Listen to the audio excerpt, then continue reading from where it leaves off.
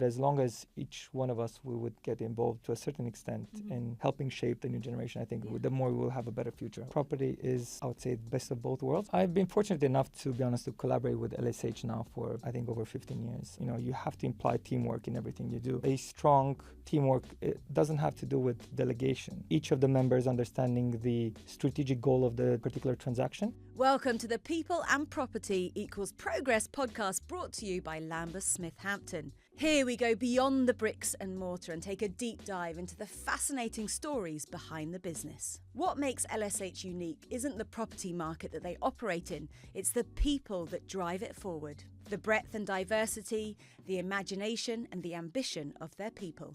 Every episode, we'll sit down with an inspiring guest and they'll share their journey, their vision and their passion. So let's get started.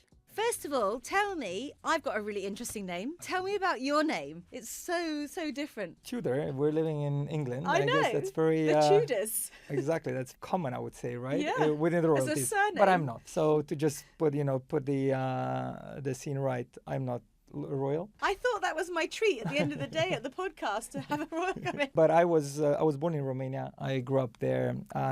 Moved here about 16 years ago. I moved for joining an investment bank, and since it was part of property, it was property as well. And since then, been here. So in regards to my name, I guess I should thank to my parents. It's a strong property name, like Tudor. I do agree. I mean, I would... History, legacy. I agree. They definitely deserve, the credits for this. It's not me. And what got you into property? Is it something that, as an avenue, when you were young at school, you thought, right, I want to go into this? Because actually in the UK, it's not, when we have careers days, it's not something that's brought up because it's such a narrow spectrum that people think is property. And then when you get in it, it's so broad. I guess it was part of where also kind of a bit of where life took me, and also got the experience I've built along the way. I studied finance and banking, so I come from a more financial background. I was always kind of keen to do investments. And because I was always a bit more, say, old school style, old soul, old school, wanting to touch and feel, the investments, it kind of naturally dragged me into the interest towards real estate. I was also lucky enough to see within kind of my family friends who were very small, kind of either having construction companies or being small property developers, and seeing that value creation is basically what really dragged me into it. As I said, I was studying to become, an investment banker along the way. And then I figured out, actually property is, I would say, the best of both worlds, where you still kind of combine the numbers game together with, the touch and feel and seeing. Yeah, you get a tangible outcome, like you actually create something. Correct. So there's a creative side of you that wasn't being fulfilled as an investment banker. Completely agree. I definitely think that part with my also satisfaction that I have in property, having now worked for close to about 16, 17 years, it's the fact that it is a creative environment. And definitely half my family is quite creative. And I would say I inherited part of that. And you talked about being here for 16 years. Where was your pathway? Did you come over and work for Amazon straight away, or is that somewhere where you are at now? It's actually quite a long journey. In the same time, it's a very, very exciting one. I joined property and working in a brokerage firm, so the likes of LSH, doing investments and starting in as a junior associate. And I quickly started feeling, the liking for how how you can create value in the property world. Me always looking kind of forward looking and always being more strategic in terms of my next steps. I kind of felt that the buy side is where I belong, but I went into the Europe's largest equity investor at that point, which was GE Capital Real Estate, a part of General Electric. As I was joining, they actually flipped from doing equity investments into becoming an investment bank. So I found myself in a position where I said, well, I came to be on the buy side. Yeah, now that's not where you wanted. That's correct. Yeah. I think this is also part of the maturity, or at least the process of becoming mature, is when you realize, okay, sometimes, not everything that you imagine is where, where life will take you. So you just have to take sometimes things as they come, correct, and try to squeeze, the best out of it. And definitely I've learned during those close to 4 years that I stayed with them some extremely valuable experiences that I know right now will definitely, they do bring me a lot of strengths. So you stuck with something for 4 years. Are you really stubborn, or are you very competitive? Because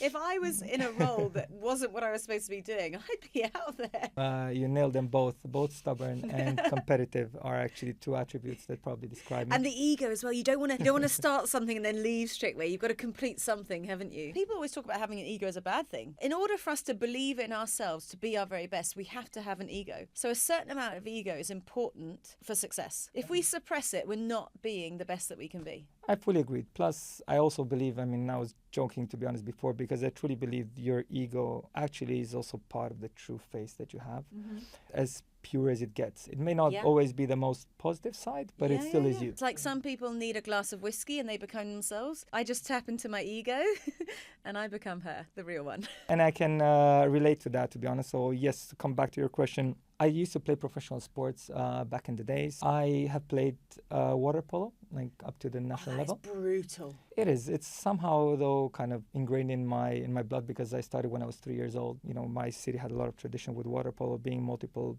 like national champions along the years. It just stuck with me, and to be honest, I found some of the best communities, especially because of the fact, as you said, that it is quite a rough and tough sport. But it's also team. So you've got that side of it, you know, being kind of argy-bargy, but also you have to work as a team, like, to succeed. And then you end up here today. Tell me about your role that you're currently in. So I'm working currently for Amazon Global Realty. I joined them just shy of 2 years now. I joined basically to open up their strategic investments and to boost their strategic investments in property for the e-commerce customer. So I was brought to lead the Northern European investments. And since start of this year, I've taken over also, or probably a bit more, I'm doing a combined role where I'm still doing strategic investments, as well as I'm collaborating with developers and landowners into kind of making our product fit with their offering. And this is basically my day-to-day task. I'm covering, as I was mentioning, Northern Europe as a main.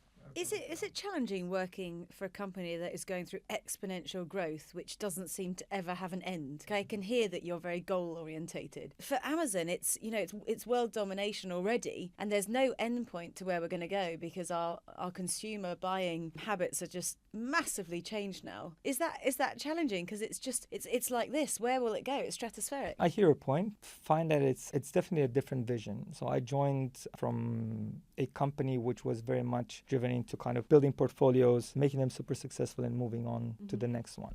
Whilst you're here, as you mentioned, in this new role where you're looking at a company that is basically looking into perpetuity, which actually it's very helpful on one side, and at the same time is also brings a lot of concentration to make sure that every deal that you do needs to be spot on, and, and on top. Obviously, we are aware that the world that we live in, they have, we're living in a world with a lot of constraints, and we know that the land supply is actually, drying up.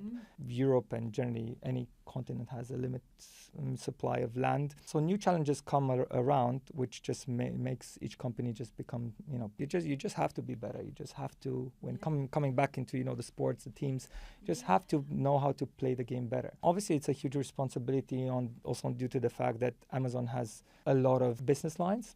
And therefore, you always need to make sure that it's not fully property, right? So therefore, you always need to make sure that the step that you're making on the property side, what is the impact that it may have both on the customers, both on the reputation, and all the other aspects. What are the key drivers when Amazon's selecting a new property? Because I know they're passionate now going forward with sustainability. So what are the key things you're looking for? Trying to combine, I would say, probably some of my main guardrails that I have looking into property that fulfills, all my customers' needs is obviously number one, making sure that we're getting that space that will generate the further growth for the company. Number two, making sure that is top notch in terms of sustainability, ESG. The company itself has extremely high thresholds of what we want to deliver, how we want to deliver, and obviously making sure that the entire stakeholders and also associates are basically, you're creating a sort of a mini city around it. It's got to be a community, right? Because you need the people then to work there. That's correct. You want to have also then what that brings is obviously you need to be attentive and pay attention to have a great well-being around the site, making sure that it's not purely the property, it's actually, again, the entire ecosystem that handles around it. Although Amazon is absolutely huge, you do have to lean in and tap into other service providers. So how do you link to LSH? Like, what do you use of theirs to help fulfill your requirements? I've been fortunate enough, to be honest, to collaborate with LSH now for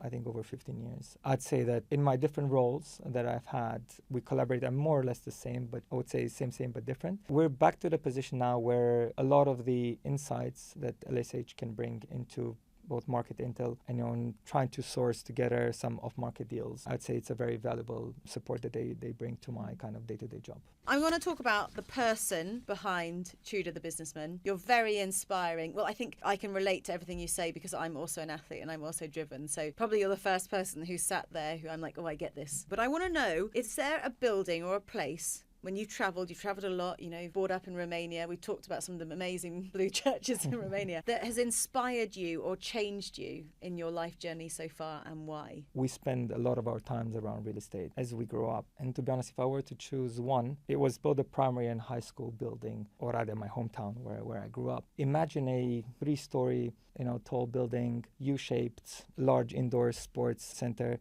having some sports courts in the middle of the yard. It looked like a castle, to be honest. At times looked like a fortress where you could feel safe, from the people outside. And I'm not going to lie, at times kind of felt also a bit like a prison. Why? Because you're young and youthful, you're full of energy, all you want to do is play, right? And you want to do your things. But what actually really surprised me and what I why it stayed a lot in my mind is the fact that it was the first time, and I really paid a lot of attention, having spent there 12 years, seeing that real estate is not just a static asset. It's builds an ecosystem around it, which is both creative, which is both educational. It brings jobs. There was actually also a family-run, I remember, convenience store inside that court. And having seen all this ecosystem actually living inside 4 walls, I call them, it's been amazing. And I think this is probably one thing that stayed long to my mind, seeing that infrastructure is way much more than bricks and mortar, actually brings life around it. No one else has said their school, and I think that shows your maturity in your informative years, that you could read it not just as a classroom and a basketball court. You realise that the community behind it, and I guess that's why you can now ask the right questions when you're in the world that you're in now, because you can take it back to Tudor, that 10-year-old boy who was getting food from that snack shop, from that family, helping to sustain them, then playing the game, then learning. That's really quite cool, very foresightful.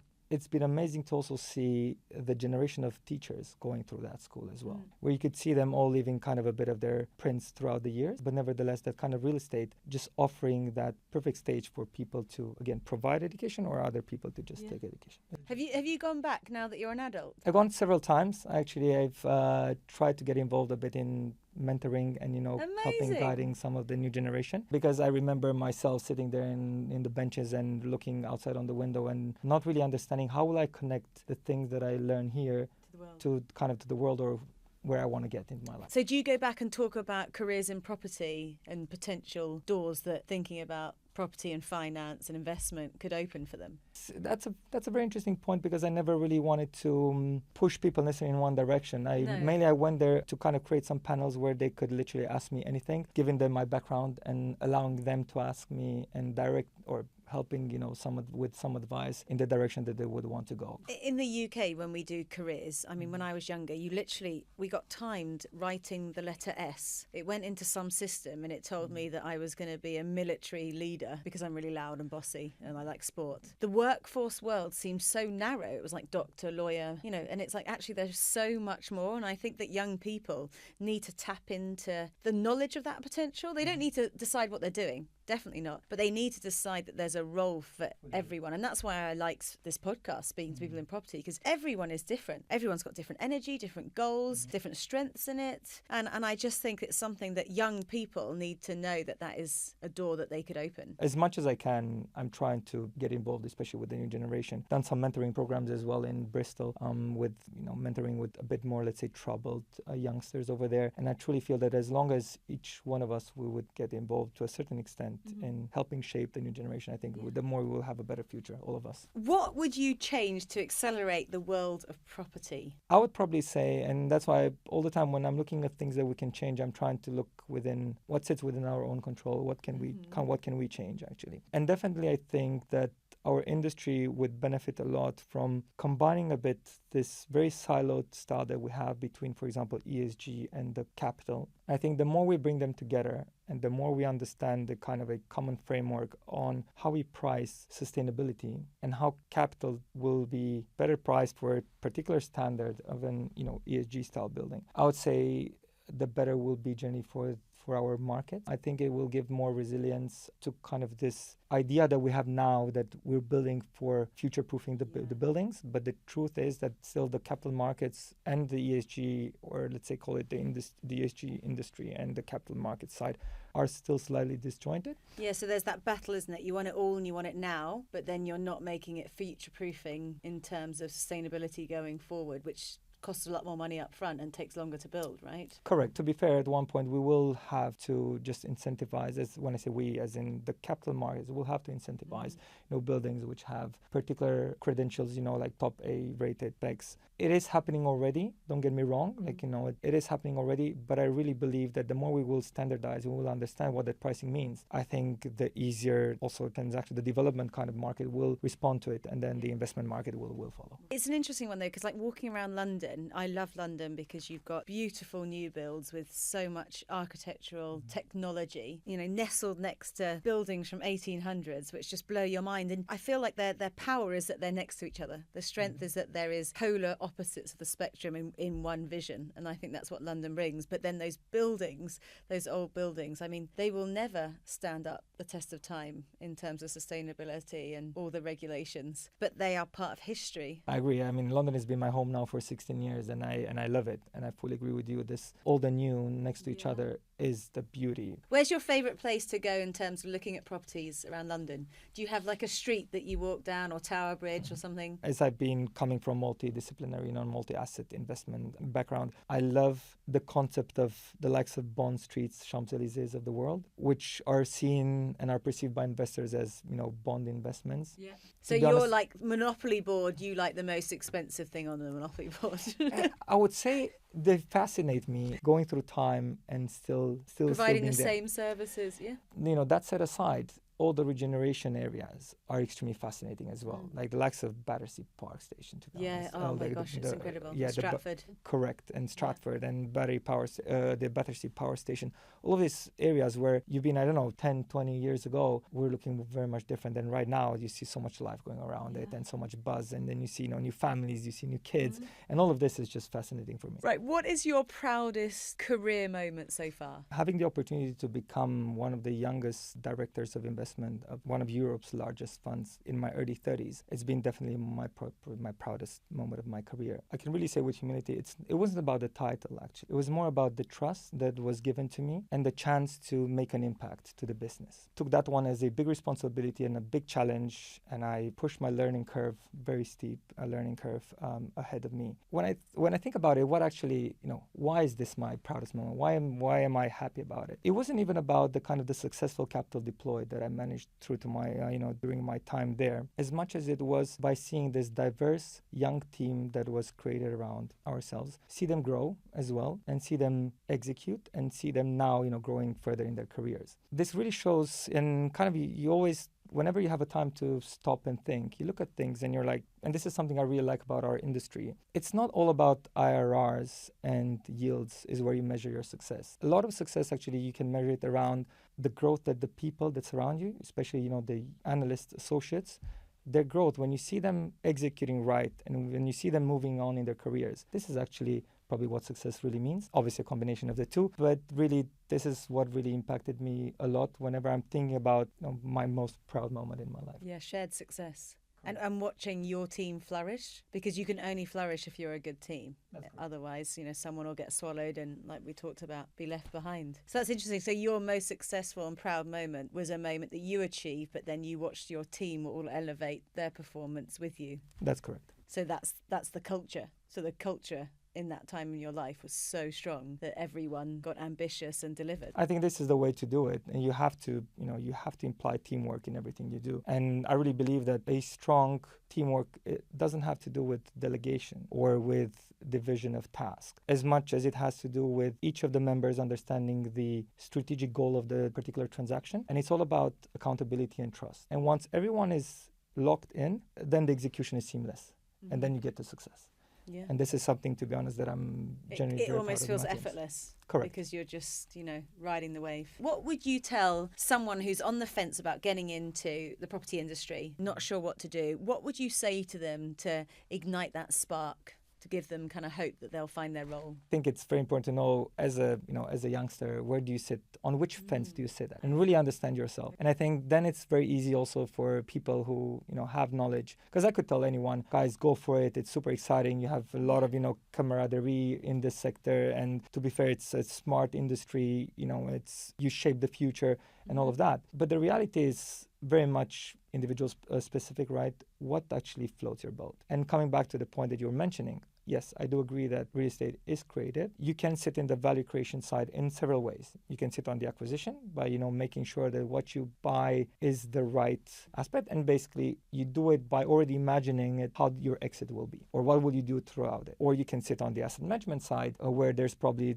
the most value creation happening, especially in the most recent times, where you literally go and you look at, okay, this is what we have now. How do we make this shine? And I think this is fantastic. I believe that the young generation is definitely attracted by nature by real estate, because to be fair, is also a place where they can see, let's say it's one of the more flashy industries. Well, that's because they watch all these reality TV shows on real estate in Exactly. some of the craziest cities in the world. Exactly. But I would say though to them that real estate is more than this. And real estate actually is all about also shaping the future. It's not only about the short-term financial gains. And I would definitely encourage them to see a bit beyond that. To be fair, even a small property developer who develops a house, the quality of build that he does will impact a lot the kind of even that neighborhood. So I really believe that ethics plays a big role in property, or at least I would love to believe that going forward, ethics will play even more role in the real estate function, so that we kind of go away from very much value add mindset where how can we do it quick and just quick and run, but more into the view of we will make an imprint into this, into this ground for the next 50, 60, 100, who knows, 1,000 years, right? So let's make it right. And I would love, to be honest, to see more of the young generation being inspired by that kind of mentality, a bit more long-term investors, a bit more long-term visions than the idea of like just quick fix. That was such a good answer. I think we have to stop on that. Seriously, that was so profound, like the imprint on the future. Because I think everyone in life is looking for quick fixes. And my son is a ski racer, and he only likes racing other people head to head because it's instant gratification. He doesn't even want to race a clock because he doesn't want to wait to see what other people do. It's got to be instant. And I think young people want that all the time, but actually that's not fulfilling. So thinking about imprinting on your future and the future generations is, that's it. As I was mentioning, I think we're definitely going against the wave, which I fully appreciate. I don't know how young your boy is. Definitely, the new generations, they need even faster, this instant gratification, and that's why I was saying that the more we can try, shift that mindset, at a very, early stage, whenever we can throughout their life, I think it's gonna be better for us in the long term. Better for everyone. For everyone. Oh, that was so good. I loved that. I've learned so much.